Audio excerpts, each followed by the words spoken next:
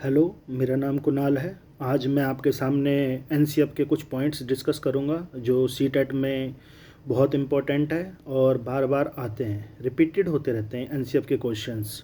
तो सबसे पहले एनसीएफ की बात करते हैं। एनसीएफ का मतलब क्या होता है?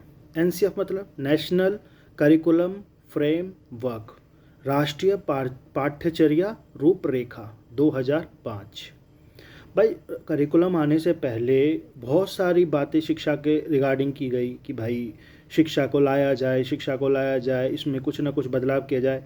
1975, 1988, 2000 और 2005 में लास्ट एनसीएफ को लाया गया।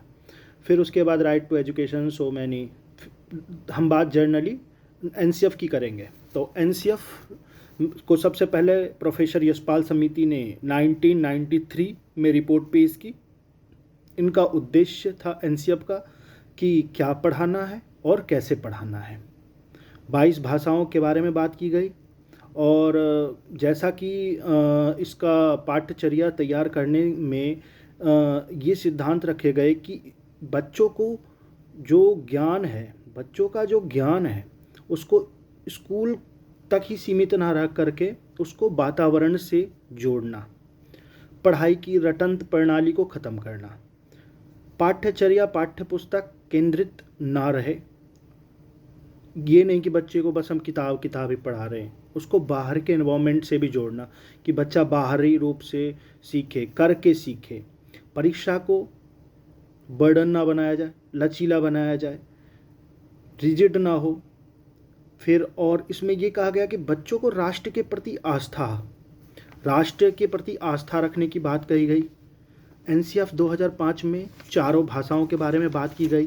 LSRW कि भाई लिखना, पढ़ना, सुनना, बोलना, ये सारी चारों भाषाओं का एनसीएफ में बोला गया। एनसीएफ में ये कहा गया कि जो बच्चा है वो सक्रिय रूप से सीखे, करके सीखे। और इसमें बहुभाषी शिक्षा का भी प्रावधान किया गया, तीनों भाषाओं का, त्रिभाषा का भी प्रावधान किया गया। बच्चे को स्कूल, घर, समुदाय आदि सब जगह में, मतलब कि एक कह सकते हैं कि भाषा को संस्कृति से जोड़ने की बात की गई थी। भाषा में एक तरह से कह सकते हैं कि बहुत बड़ा रोल रहा और एनसीएफ 2005 का लाने का उद्देश्य भी यही था कि बच्चा को जितना हो सके सक्रिय रूप से करके सीखे, एक्टिवली वर्क करे।